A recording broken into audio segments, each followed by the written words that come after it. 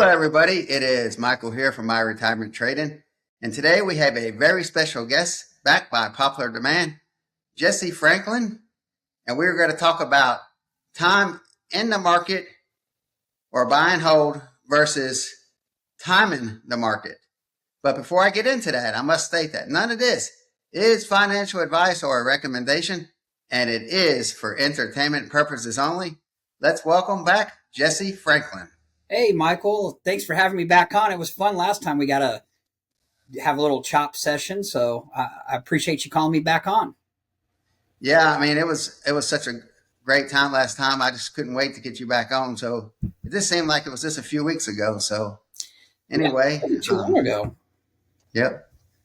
And before we get into this for a second, it's been quite a volatile market lately. It looks like, so It has, unfortunately, when you have, a black swan event, over a weekend when the United States invades another country, you don't know what the market's going to do. And I feel like we're like one tweet away or one headline away from not knowing what our portfolios are going to do or what the move is. Cause it's been topsy turvy. So, it's definitely been volatile the last couple of weeks. yeah. And we were talking off camera. We both sound like we're doing the same thing. We're sitting on our hands doing nothing right now, except for maybe like I got core positions that I just hold, like the index funds and things like that. But I'm going to start off with you. What do you prefer? Time in the market or buy and hold or a hybrid? A hybrid. I mean, I want to start off by saying like you have to have a core, whether that's the S&P, the Dow, VTI, any of the ones that everyone always talks about. You have to have that core first. But my satellite positions, I definitely, I wouldn't want to call, time in the market. I think a lot of people get that confused. You can't. There's no one out there that can time the top or the bottom. I don't care what they say. You can't do that. So the key is when I say time the market, it's getting that you're going to miss maybe the first 10% or even the first couple percent up to 10%. You're going to miss that first move, but what you are going to get is that 60% in between there. And you're going to sell in time before it totally, craps and dumps. So it's getting that in there. And then what that does is not only do you get a return, but it keeps your capital free for something else. Kind of like what we were talking off camera, like Liberation Day, COVID, having that cash reserve to get into something like T triple Q. And when everything did that V-shaped recovery, man, it was like having a lottery ticket, man. It just printed money left and right. So that's really when I say time the market is using your capital efficiently, whether it's buying shares or leaps. A lot of times I prefer leaps over buying shares. Just because your downside's capped and your upside's unlimited, just like the stock is. So definitely, what do you prefer, Michael? Well, I would say I got 80+% and buy and hold is long term. 58.5%, I believe, last time I looked, is Vanguard VOO, which is an S&P 500 index fund, and I believe I got about a 4x in it since I've been in it just a little over 10 years. So, in that account anyway, so I'm very pleased with that. And, but who knows what the future holds, but I do prefer that. And then I got some covered call index based funds that right now they're still paying payments, even though they're actually going down too, because, the market's been going down lately. And, I would say, but there is like a small part of me that just can't help myself, and I want to, sell options, or maybe a swing trade or something. So Yeah, and if you're going to do options, whether it's selling options, buying options, swing trading, all that is you have to have a formula or a theory of somewhat of timing the market, or you just fight it all the way. And even on buy and hold, like I don't necessarily want to buy at the top. I mean, on that there, I'll even buying a VOO or something like that or SPY, I'll have key support levels that I'm willing to buy at, but I'm not the one of, you see it all the time on social media. The S&P's down 0.5% or 1%. Everyone's like, buy the dip, buy the dip, buy the dip. Well, when it got down 4.5%, 5% from all time high, then you hear people going, well, I don't have any money left. Well, what if at that 5% dip, it went to the next 2 weeks went 10 or 15% dip? Now you have no money to buy at 10 or 15%. Plus that 5% dip you bought in on, you've already lost that capital because the price is going down. And, sure, overall, the market always returns, but, we did have a decade, the lost decade where, the S&P over a 10-year period was a negative 4% return. So while other assets were doing very well. So if you don't have the capital to do that, you're stuck, because you obviously don't want to sell for a loss. Some people do, they panic. But yeah, if you want to, I can go into I have some slides here that I could go into on how I feel like is an effective way to do a little bit of market timing. Yeah. Last time you were on, you talked about some different moving averages and all kinds of cool things. And yeah, so why don't you go into that a little bit and share your slides? Yeah, let's get the screen going here. Okay. Can you see the screen okay? Yes. Okay. Yeah, right now. All right. So I call this the entry matrix. It's basically what I call the golden crossover. Philosophy behind it is just like what I just mentioned earlier, is catching the meat of the move. Like I said, you can't time the top or the bottom, and you really shouldn't try. My system's all about probabilities, proven data that works, and back testing. And it's just to get that middle, establish an uptrend and get that middle. And I'll show you here. So there was my back testing on it. And in a strong trend, the setup that I talk about with the EMAs, 75 to 85% accuracy, especially if you're doing like the 2 times and 3 times leveraged ETFs. Now in a choppier sideways market, it's 45 to 50%, and then on a recovery phase of a stock, it's 68% or 60 to 65%. So, Michael, it's like, when you flip a coin, if you're just going to pick a stock and you're flipping the coin, you got a 50-50 shot. So this here gives you a little bit more probability. There is never any guarantees, of course, but basically here's the setup. So it's a 3-level system.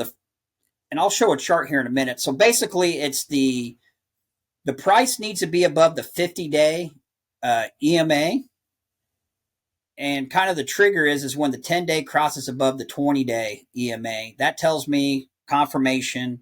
It's probably time to put on a trade. And then the inverse, when the 10 crosses under the 20 and the price goes below the 50, it's time to sell. And the other key factor that a lot of people miss too is overhead supply or order blocks. You hear people all the time say, "Oh, the market makers know where my stop losses are and stuff." It's not that the market makers know. They don't care about yours or my stop losses. What they care about, is the whole overall. Where's the resistance? And with the order blocks, I'll show it on a chart here. It's overhead supply. So basically, what overhead supply is a stock shoots up to 100, a bunch of people jump in, and then within a week or two, it drops down to $80. Well, what happens is people get nervous. It stays between 75 and 80 for 6 months, a year, maybe even longer. And as soon as it hits that 80, they want to sell it to get out. So if you have more selling pressure than you have buying pressure, the market, it's going to bounce right off that overhead supply, and the price just is not going to break through it. It puts it dead money. But here, let's take a look at a chart here. So on SoFi here, because it's getting a lot of attention right now. If on the bottom left you look at that first eclipse, that is when the price, it was just around 580 a share, and that is when the price was above the 50, which is the red line, and it crossed over, the 10 crossed over the 20. And if you look, it had an amazing run up there, roughly, let's see here, let's get the price. The price went up to right about 1855. So we had a good run right there. And then if you look at the next eclipse I have there, the price crossed back over. It went to a bearish trend and went all the way down to about the $10 mark. So, I played SoFi for there. I got in, sold, sat in some cash. As you can see, it went down. And then again, if you look, the next eclipse, the same thing happens again. The bearish cross or the bullish crossover happened. The 10 crossed the 20, prices above the 50, and it shot all the way up to well over $30. And then right there at the top, you can see where it crossed over again, where I personally got out at 27.40. If you look just above the 30, that is the overhead supply right now currently of SoFi. That is people waiting to get out at $30. Now, the people that are staying in SoFi right now, if you look, it's all the way down to at least close today, it was 17.16. They've lost 30-40%. Their money's dead. It's just sitting there not doing anything. And it's the trend is going that it's going to continue possibly down. It's all in a bearish trend. So what if it goes all the way back to 13, 12, $10? All that gain you made while you just held that money is just going down nowhere. So,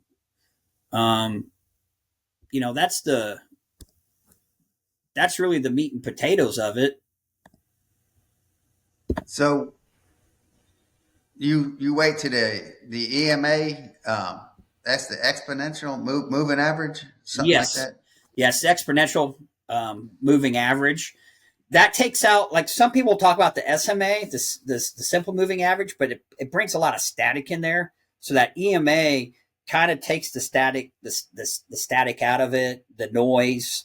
You hear a lot of guys, I don't know, they got these trend lines don't work because they're subjective. They draw lines, they make like an upside down pineapple pie and say that and then draw check marks that it's going to go, here's the next move. That you can't predict that. I mean, you just cannot predict that. But the data has shown the 10 over the 20, price above the 50, shows a bullish trend, and when it reverses.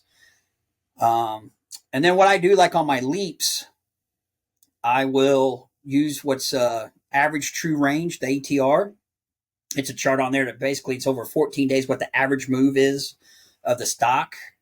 I will set my stop loss at whatever my strike price is. So if my strike price is 30, and the ATR is a dollar, then I'll set my stop loss at 28, and I'll just mark it right on there. Stop loss ATR with a line, and then at 1 ATR, 2 ATR, and 3 ATR, that's my sign to roll the option. So when you roll the leap, you take a little bit of profit, and then I raise the stop loss up because I want to stay in profit.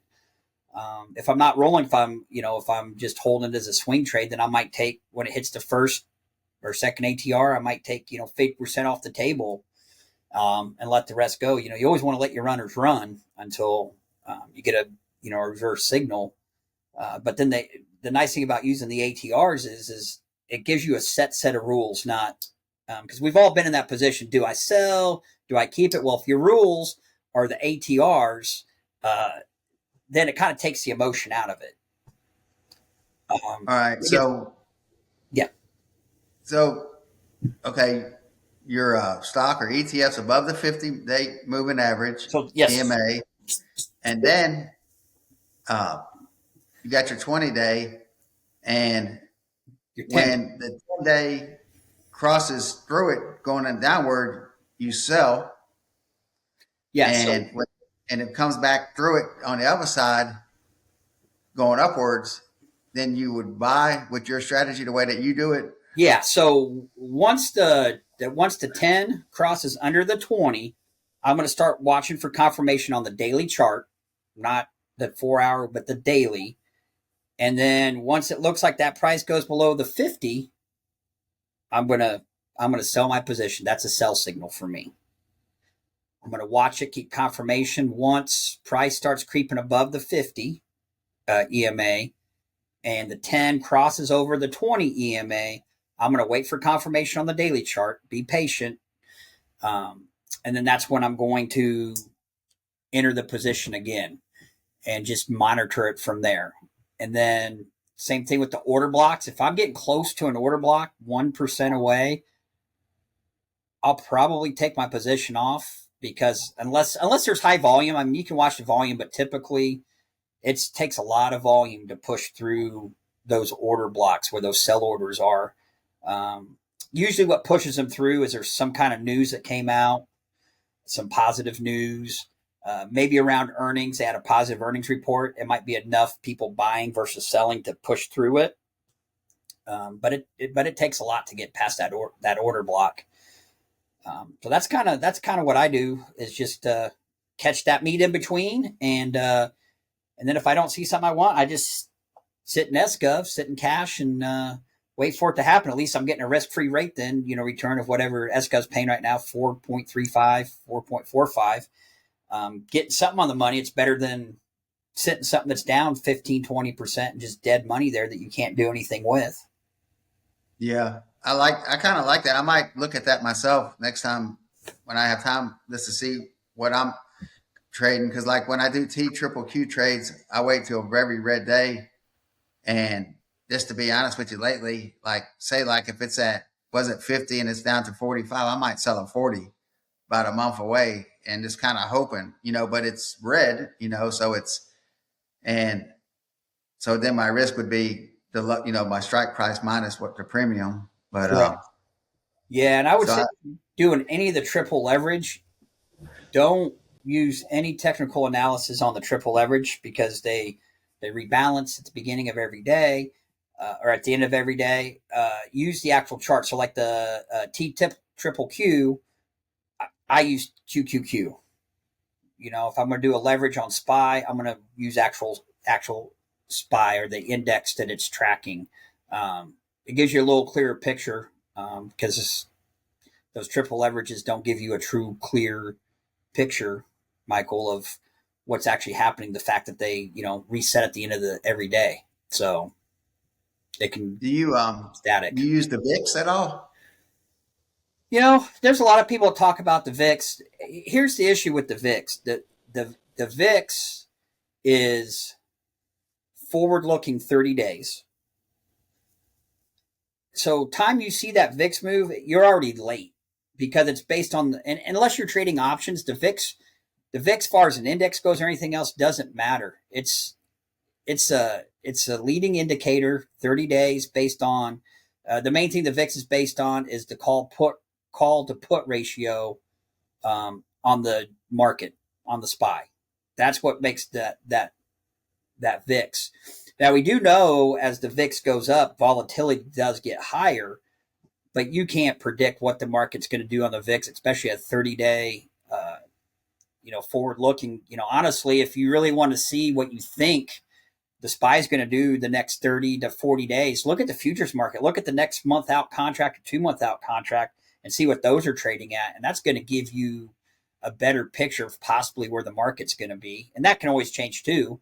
But that's going to give you a better indicator. Or same as look up the 90-day JP Morgan collar trade on SPY. That usually seems to keep what the band of the SPY is going to do pretty good on that versus the VIX. Same as the fear and greed index people worry about. That's 30 days lagging.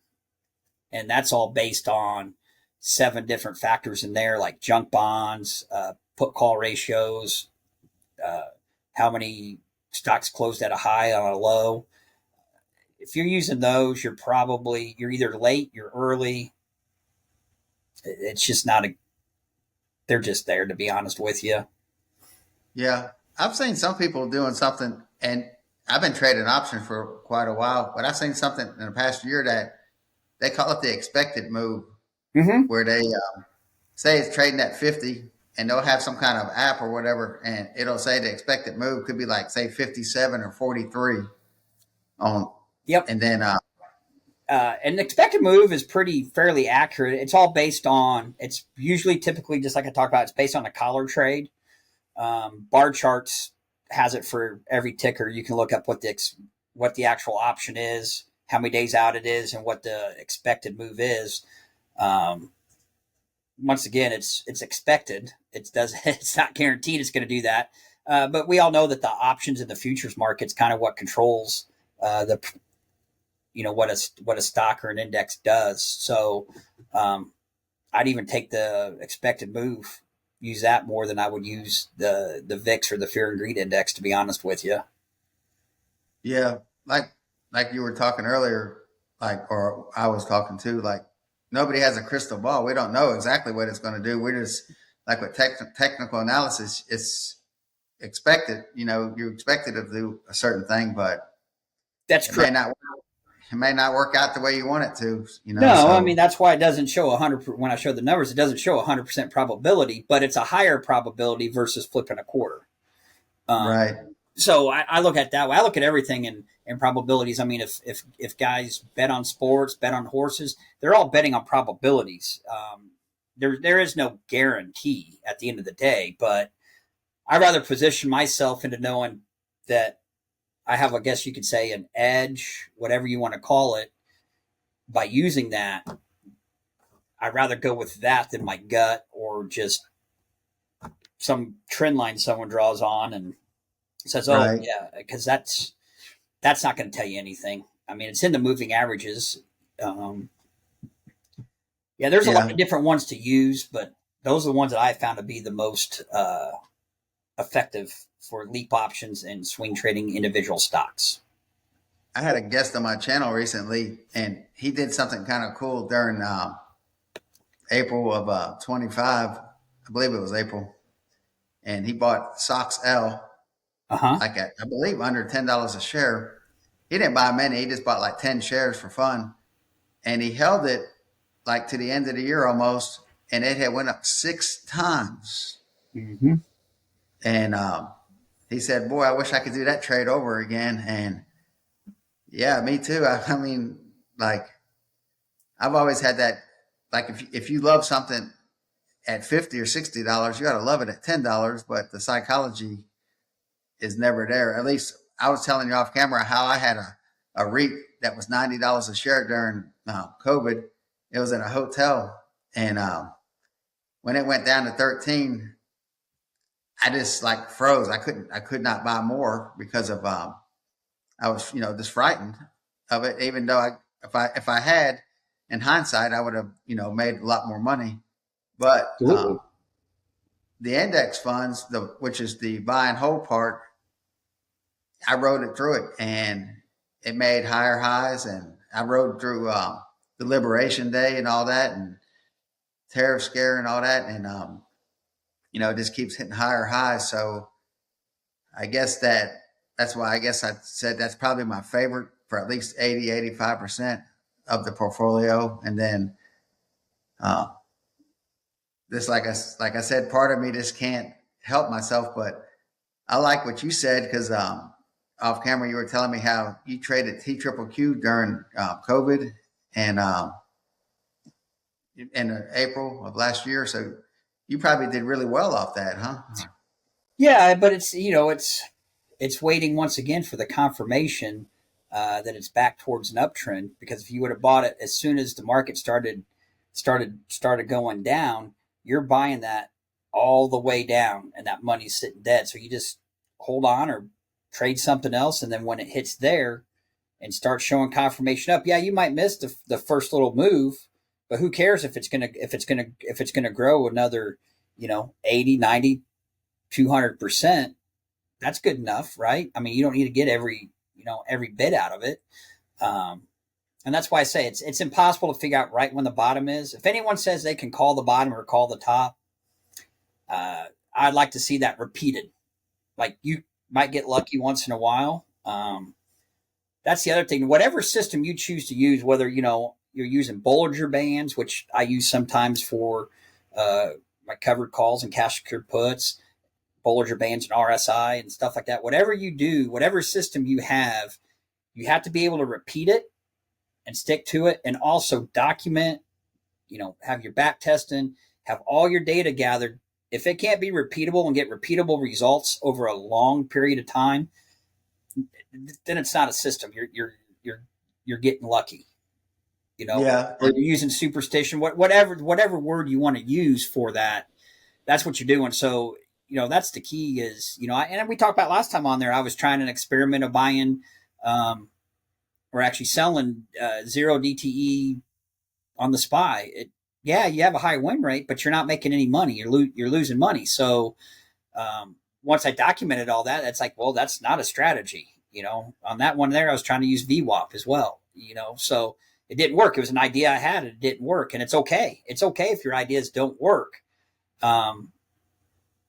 But after you've tried them long enough and they're not working, then you need to try something else.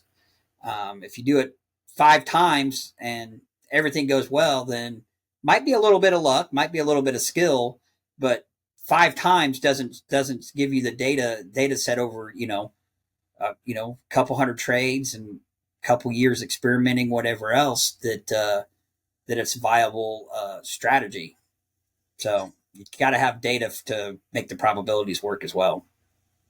Yeah, I had put a post on Blossom recently talking about time in the market. And by the way, everybody, blossomsocial.com is a great website or an app. They have it for your phone.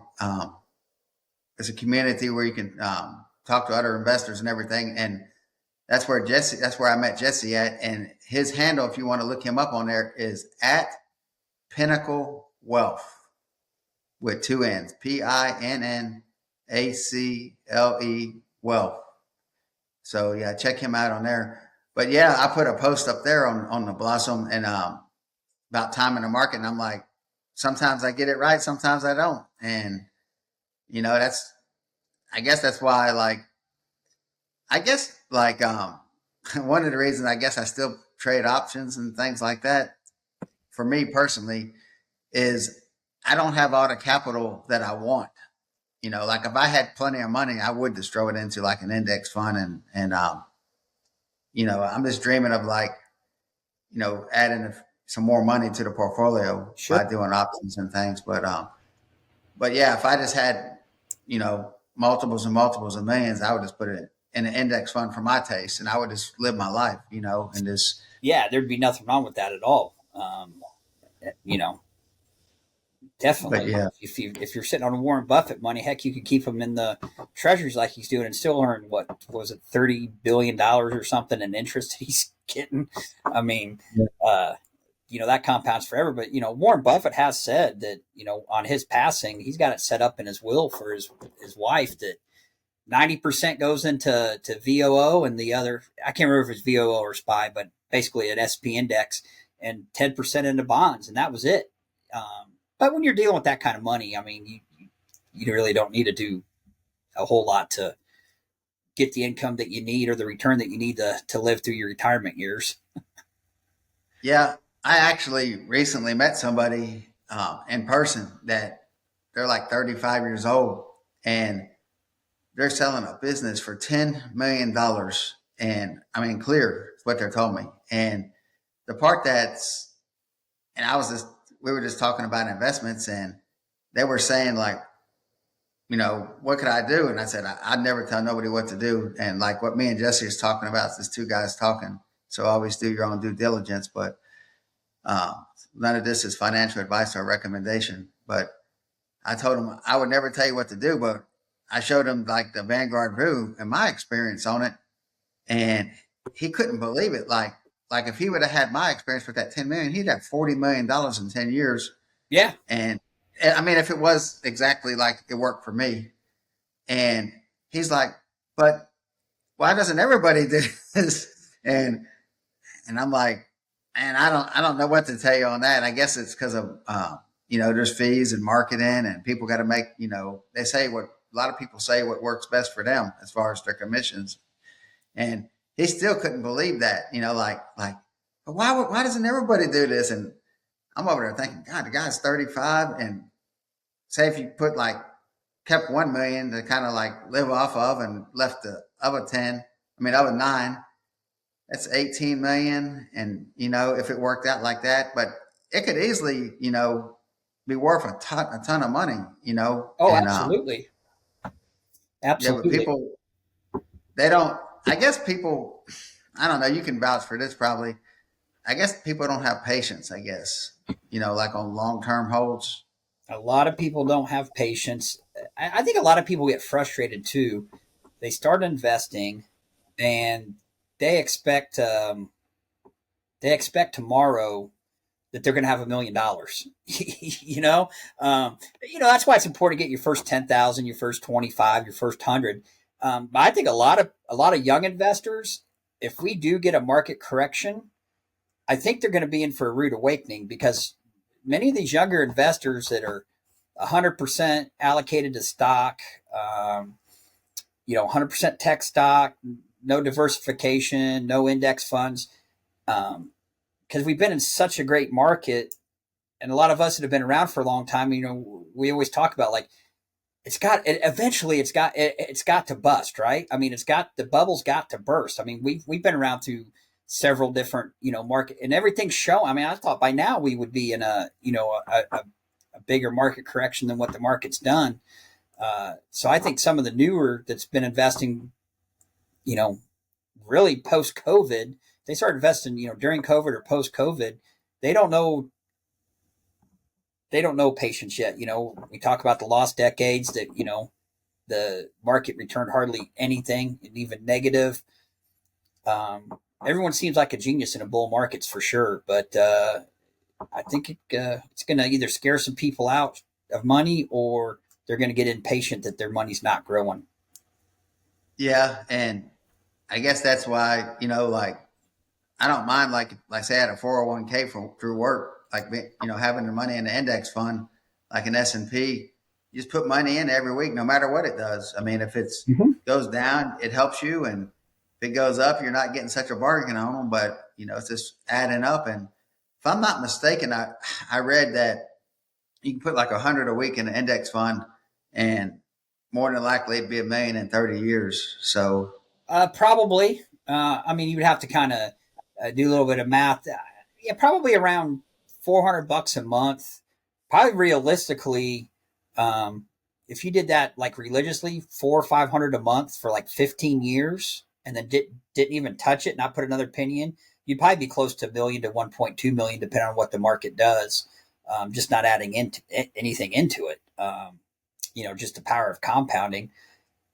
That's the thing. I think people need to understand, it takes time for compounding. There's the simple math is the rule of 72. Take what your investments return divided by 72, and that's going to tell you how many years it takes to double your money. Just a lot of people, at 10%, they're not patient enough to wait 7.2 years for their money to double, but that compound effects keeps going. But also, once again, going back to, that timing the market and getting out of it before the loss happens, a 20% loss, it's going to have to recover that stock. It's going to have to recover 25%. So you lose 20, it's going to have to recover 25% to break even. If you take a 30% loss, it's going to be almost 40. It's actually 42.9, 43% is what it's going to take to needs a recovery just to break even. So that's what people have to understand too. Yeah, you definitely have to have patience, but when you're in your core and your core, you just leave that alone. But your satellite portions, your stocks or options or whatever you're doing, if you truly take the time to learn to time get that meat, that 60% meat, you won't have as many losses. And free up your capital. Because I mean, a lot of people just think, oh, if it goes down 30%, well, if it goes up 30, I'm even, but you're not. You actually, it's almost 12% more to get even. So I think that's a lot of people's misconception when price, when stock goes down, that it's the same percentage it goes down, it's the same percentage it has to go up to get even, but it's not. It's always more. Yeah, I guess it would be fair to say by what you were just talking about that as long as you win more than you lose, you would be ahead more than Sure. likely. Oh yeah, absolutely. Like I said, I mean, even if you figured out a way to 55% of the time, if you were right, that's still better than 50% or 49%. Right. I always go to that, I always go to that coin flip. If you could figure out a way to flip a coin and even get 53% to hit heads every time and bet heads every time, you would flip that coin until your thumb fell off if you're betting somebody, because that's your edge. Um, Right. but there's that's what a lot of people just don't understand, is you have to look at the probabilities and use the probabilities in your favor. Yeah, and something that you just said, this kind of caught my an afterthought. What you said about the 30%, and then you think if it rises 30. I also heard one time, I believe I read it in a book. Like if you say if you had 100K and you made 40% this year on it, and that would give you 140,000, and you didn't sell it, and next year that same position went down 30%, you would actually be negative from where you started. Absolutely. Yeah, so and I guess one time I heard a YouTuber say, and it made a lot of sense to me. There's no shame in taking profits. You There, know. there, there is nothing wrong with taking profits. I mean, think about it. Don't we kind of take profits every week or once a month, or however we get paid from our jobs? I mean, that's taking profits, kind of, right? I mean, that's your income. You're putting it in. You don't go to your boss and say, "Hey, hold my check for a few more weeks," right? Yeah, I mean, there's nothing wrong with taking profits. And I tell people that all the time that, ask me, well, when do you sell? Well, whatever my rule is for that trade, I sell. But, I hear some people go, well, I would never sell something for just 10%. But let's say you were getting 10% this month, and 2 months later you get 10%. And then the next month you get 10%. That compounds a lot. 10%, you know, some people will go 2 or 3 years and not see 10% return. So you have to put it in perspective. Like, you can't look at the dollar amount. You have to look at people talk about total return all the time, but what's wrong with getting a 10% return? Yeah, you're I, right about that. I mean, ten I guess, percent is a lot. yeah. Well, people will look at, like, well, that option's not worth it for me because I can only make 10% and it's $100 option. So I'm only going to make $110. Okay. Yeah, you're right. It's only $110. It's not life changing. But if you scale that, what if it was $1 million that you could get 10% on in, let's say, the next 30 days? You couldn't whip out your money quick. You couldn't whip out your money quick enough to make that investment. Yeah. So, that's what people have to look at too, is what's the return that you're comfortable with. But you don't have to get greedy. There's nothing wrong with taking profits. And you know what? Sometimes I've taken profits and, like, crap, I should have stayed another 6 months in it, and because it grew another, 30%. But on the other hand, too, there's been times where I'm like, you know what? I'm not going to follow my rules. I'm just going to let it keep going up. It's going to go up. And guess what? Now I'm down 25%. So it goes both ways. It works both ways. That's why, if, for me, using the ATRs, that gives me uh, measurable, true results of where it happens. And you know what? If that's what it happens and that's all I get, then that's all I get. If I follow that, I get that bearish trend from the 20 going below the 20 and prices below the 50, and I sell, whether it's sell out my leap or my shares. And you know what? The next day, some good news comes out and the stock shoots up 20%.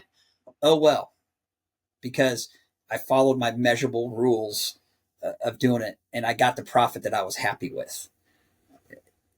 But Yeah, we both could probably even tell crazy stories like things that have happened to us. Like sure.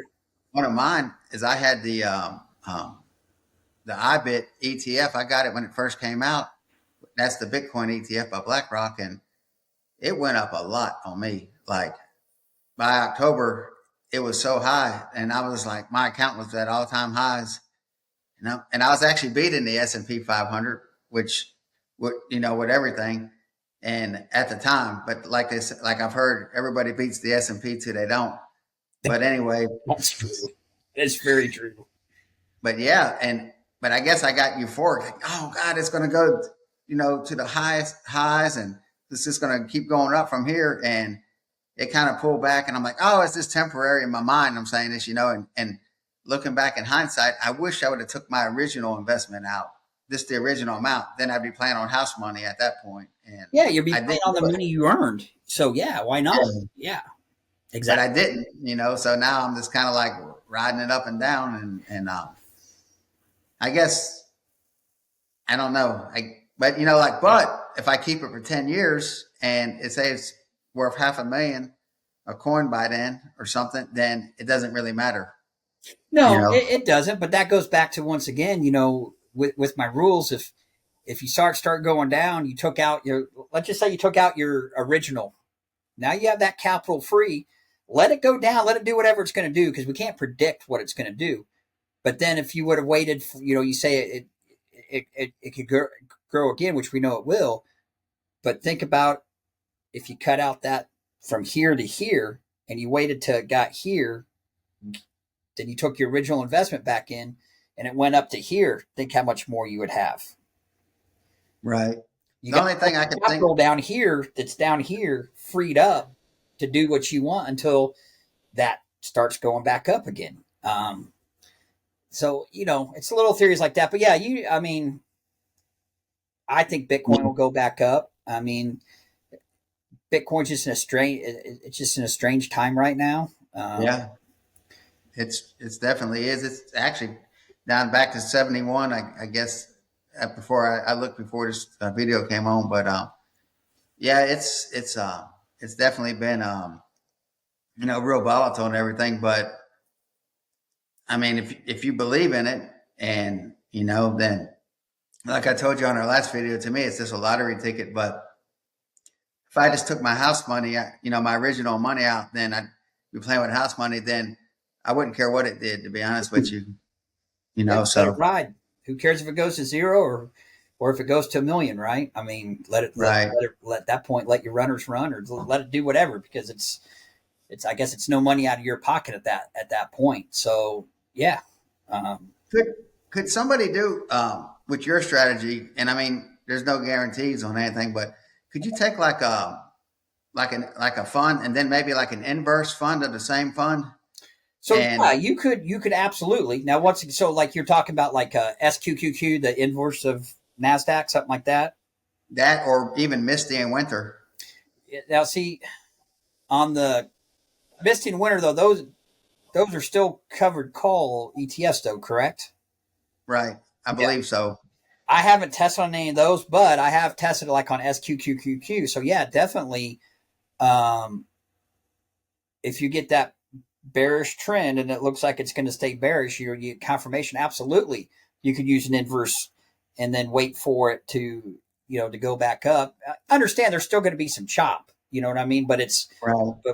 but once again, if you're going to do it, you need to do it on the QQQ. Now, if you want to test it on like Winter, is that IBIT? Is that what they take? I'm not exactly. No, I think it's the inverse of Misty.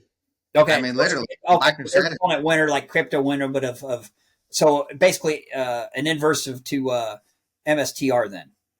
Yeah, MSTY, which is based on MSTR. Yeah. Yes. So like if you were gonna do that, I would personally, and like I said, I don't know how it would work because I've never tested on that, but I would probably still track it on MSTR since those funds are based on the movement of MSTR. You see what I'm saying? Like you always Right.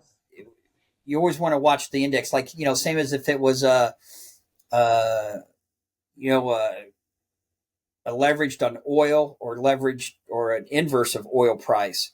You need to find out what benchmark or index they follow to make that fund work, and then that's what you need to do the technical analysis on, is the actual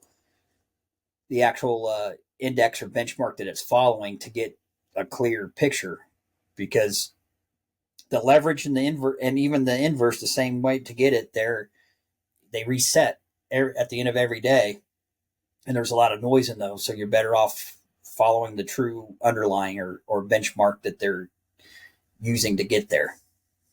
Yeah, speaking of oil, wow, it's definitely been getting up there lately. So Yeah, it is, and I think it's been bouncing back and forth. And once again, here's where patience pays off.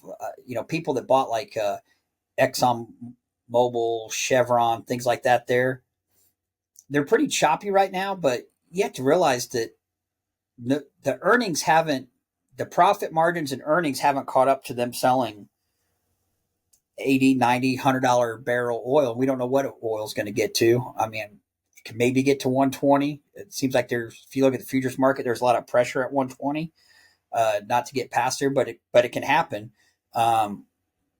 So those oil stocks like that, they're going to lag, because it's got to have time for the revenue and the profits to go through. But you talk about buying a REIT, or a hotel stock during COVID. Like, I'm sure that airline stocks are just going to get hammered as oil prices go up. I mean, they are the ones that are always inversely affected by oil going up. It always seems like airline stocks go down. So that's one yeah, that would. If you're in airlines, I might be cautious of buying any airline stock right now. yeah. Well, actually, I guess if fuel prices go up, everything's gonna, pay for it, groceries and everything else. Yep. So Yeah, and then with oil going up, then it affects our GDP for our exports, because as the oil prices go up, the U.S. dollar in value goes up, because it's still the petro, the majority of the petrodollar. It makes, emerging markets then are affected by it, because it's cost them more expensive to do business with the United States because the dollar's worth more. So it can really, this conflict can really have a ripple effect. Right now, it's just people trying to figure out the market. But if this lasts for any significant time, we're coming on 30 days almost. If it lasts 60, 90 days, I think you're really going to start seeing, that's when you're going to start seeing gas prices really creep up. You're going to see inflation start peeking out, rearing its head. Obviously, the Fed said they're not going to cut rates. I didn't think they would. I mean, honestly, the Fed, I think, is stuck in a rock and a hard place. They can't so raise rates to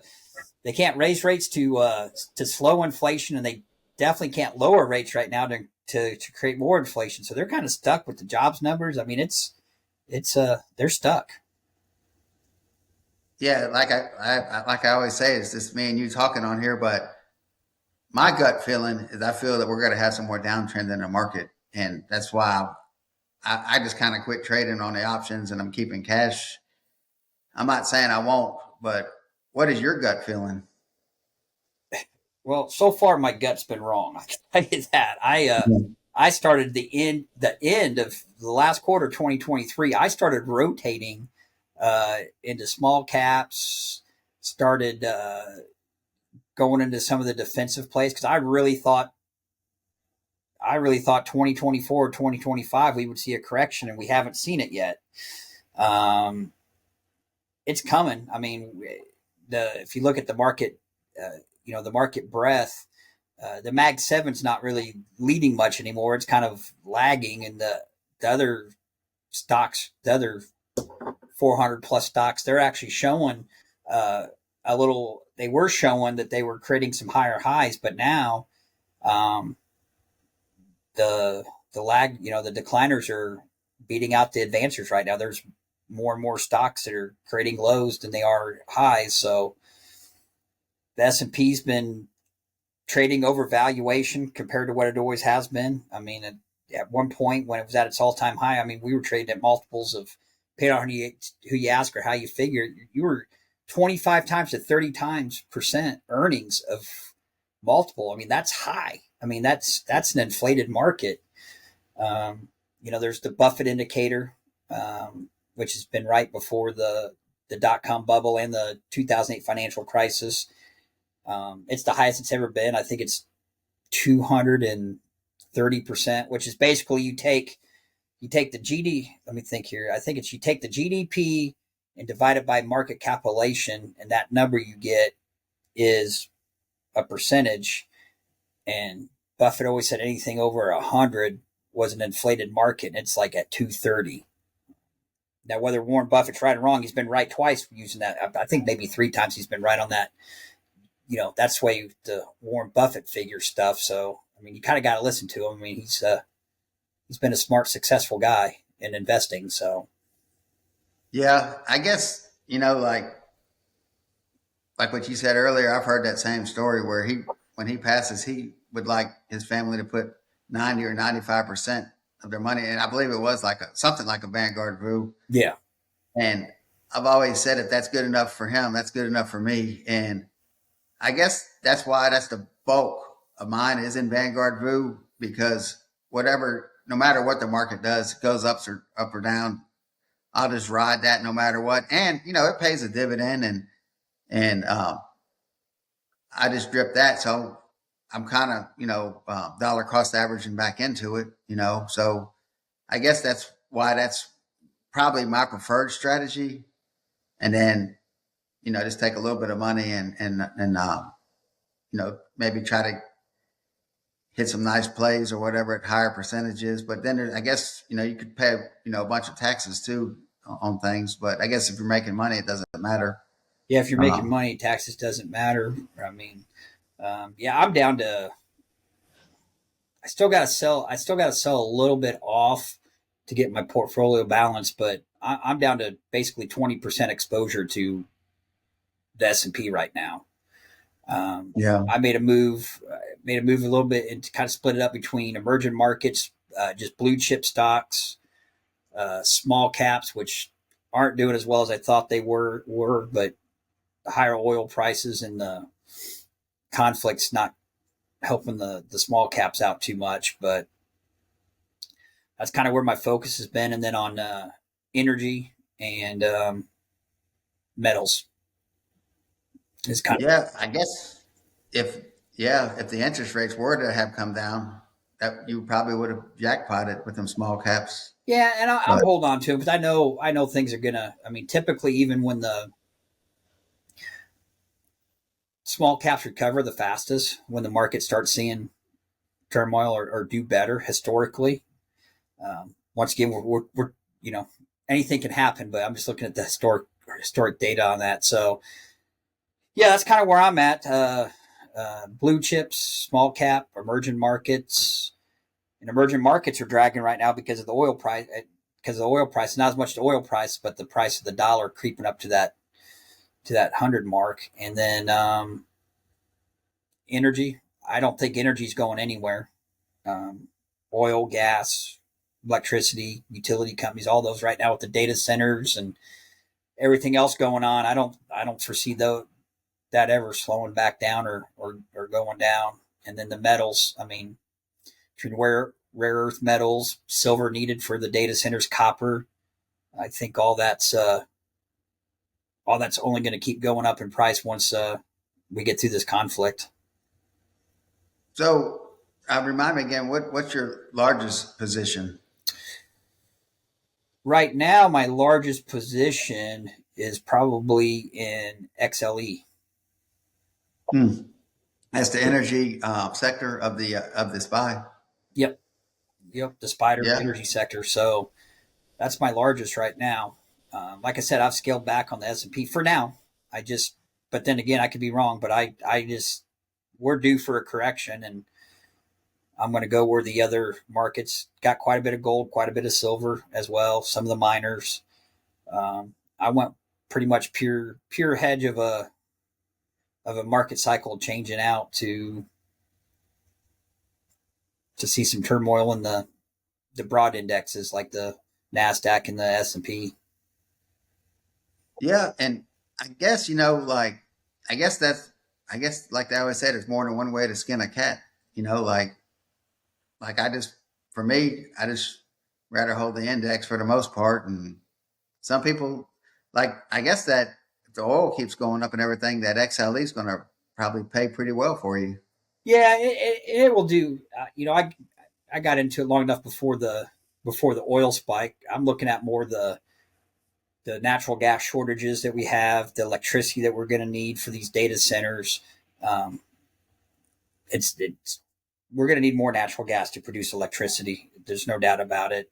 Along maybe with some nuclear down the road. So that's more my play on it. Is they're going to have to burn. They're going to have to burn natural gas, and they're going to have to burn some oil. So even if even if oil comes back down to the 60 to $70 mark is kind of the sweet spot for everyone. That's kind of where OPEC wants it, because the upstreamers, that's where they still make profit, and it's worth them drilling and exploring.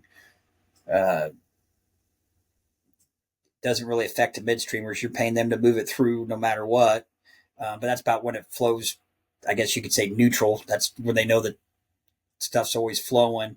And then the downstreamers, the chemicals, the refiners, all those, they kind of like it in that sweet spot too, because then gas prices kind of stabilize things, but they can still make money on it. So that's kind of the sweet spot that they try to keep oil at. So I think it'll get back down there. We just don't know right now with the conflict in the Strait of Hormuz, whether it's shut down, open, we don't really know. But there's a lot of natural gas that ships through their oil, ships through their fertilizer. So we could see the agriculture season take a hit too, if it's going to be more difficult to get the fertilizers through there in the potash. It's kind of why Brazil's potash producing stock's done very well. Just the simple fact that there's probably going to be a shortage of fertilizer. So one last thing, I got a question about like psychology of trading. From your experience, what somebody's trying to time the market and they're a super anxious type person. Would you recommend that, or would you recommend more like something passive like a index fund? Oh, definitely something passive. I mean, the biggest thing, if you're going to try like the system that I have, is you cannot get emotional. It can't be, oh man, I could have made more money, or oh man, I lost some money, I got stopped out, whatever. I mean, it's a transactional situation, and that's how you have to look at it. Take the wins with the losses, and you can't take it personal. You can't get excited. You just got to trust. Basically, you got to trust the process and follow the process. But if a person is anxious and they're expecting that, as soon as they get into a stock or an index and it goes down a little bit or goes up a little bit, like, you got to stay calm. And if you can't do that, then just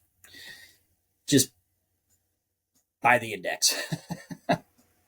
Yeah, that guy I was telling you about, the young guy with all that money. He's got people trying to, like, hedge funds that own a hedge fund, trying to get him to invest with them. And I bet they are. Yeah, and I told him, I said, well, they say that most hedge funds cannot beat the S&P 500, and Yeah, and it depends on who does the study. But one thing you have to understand with hedge funds is they don't beat the market after fees. right, So, and usually it's what they call it's called a 220. So they're going to charge you 2% just to manage their money. That's that's to cover the operation of the hedge fund. The 20 comes out as any profit that the hedge fund produces that year. The fund manager takes 20% off the top. So if they made you 100,000, they're taking 20K and putting it right in their pocket, because you're paying them because they handled it, right? So that's where that 220 comes from. So yeah, a lot of times that is, but a lot of you have to look at, a lot of people misunderstand. Hedge funds originally were designed for people with money, and it's exactly what it's called. It's called a hedge. What people go into a hedge fund is to avoid the market swings. So they're going to buy some assets. They're going to buy uncorrelated assets in the funds. So basically, it's an all-weather portfolio. So basically, it's never designed to. Some of those hedge funds originally, they weren't designed to beat the market. What they were designed to do is to return a constant 8 to 10% without the swings. Right. Because if you have millions of dollars, you don't, I mean, we talk about it. If you had millions, you don't need a 20, 30, 40% return to gain. I mean, yes, it's nice, but I mean, think about it. If you had $10 million every year consistently earning you 8 to 9%, or even if it was earning 6 to 7 or 6 to 8% on millions of dollars, that's really nice, right? So that's really where a lot of hedge funds were designed to do, is be an all weather, much like Ray Dalio's talks about all the time, all weather. So no matter what the market's doing, you're always kind of getting the same return. So a lot of them have never claimed that they were going to beat the market. So that's kind of, those studies are skewed, but it is true. A lot of them don't. And then you got, some, like Kathy Wood, who one minute she loves Tesla and buying Bitcoin. The next minute she's selling it off, buying AMD and Ethereum. So they have a lot of ebb and flows, and, with selling fees and everything else, she's a smart lady, but you get some shrinkage there as well. She doesn't stay in something for very long. So, and she's made some bad calls. And I wouldn't say she's made bad calls. She just went with the bet that sometimes the bets didn't work out, right? Which all of us are guilty of. So, yeah, I don't know that,